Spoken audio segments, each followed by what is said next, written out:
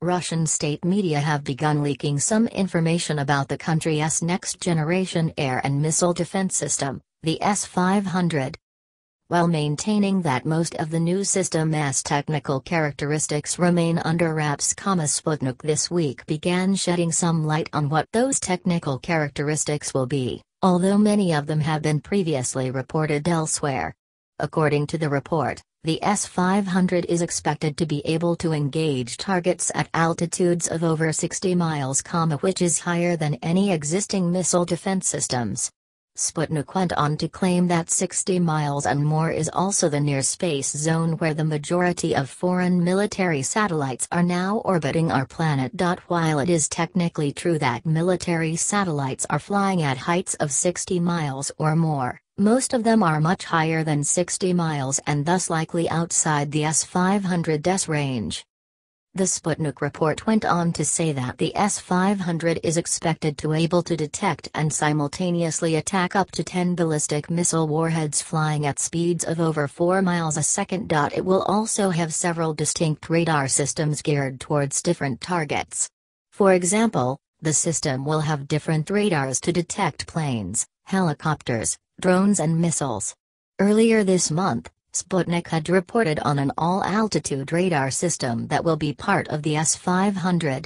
According to that earlier report, all that is known is that the NSA radar features a phased array antenna to spot and track aerial targets across an entire range of altitudes, provide friend or foe identification and determine priority targets. Previous reports in the national interest have noted that the S-500 is expected to use the 91N6AM Battle Management Radar, a modified 96L6 DSP acquisition radar, as well as the new 76T6 multi-mode engagement and 77T6 ABM engagement radars. Interestingly, the Sputnik article from this week spends considerable space detailing the capabilities of the 40N6 extended range guided missile.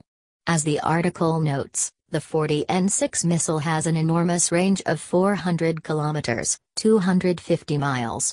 Noting that ground-based radar systems are useless in space, the Sputnik article states that the 40N's homing system will differ from what can be found on all other air defense missiles. Specifically, its one-of-a-kind self-homing warheads search for their targets and, finding them, switch to an automatic homing mode. It goes on to state that the 40N6 is a two-stage solid-fuel missile that is capable of reaching speeds of 9 times the speed of sound. The report also claims the 30-foot-long missile has a blast fragmentation warhead with a range of 310 miles and 95% accuracy. What is notable about this is that the 40N6 missile has usually been discussed in reference to the existing S-400 air and missile defense system. There have been regular reports that imply that some of Russia's existing S-400 systems already employ the 40N6 missile.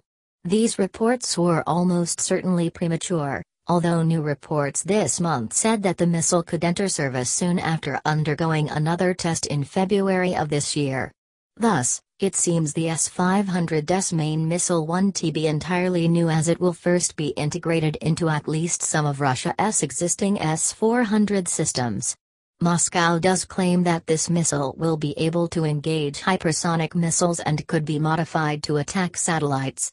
Russia appears to have agreed to sell India and China the 40N6 missile as part of their packages of S-400 missile defense systems. As Dave Majumdar has previously noted, while most of Russia's defense industry suffered following the collapse of the Soviet Union, Moscow has continued to churn out quality air and missile defense systems. This is evident from systems like the S-400, S-300 VM4 and S-350. Once deployed, the S-500 is expected to be networked with these existing systems to provide an integrated defense system. According to Majumdar, some U.S. defense officials worry that this system will be so capable that it might pose issues for stealthy warplanes like the F-22, F-35 and B-2. As to when the S-500 will first come online, Lieutenant General Viktor Gimny, the deputy commander of Russia's aerospace forces, said last year that deliveries of the initial systems should occur sometime around 2020. This is likely to be a prototype system designed for testing. Some reports of unknown reliability have claimed the system has already entered into production phase.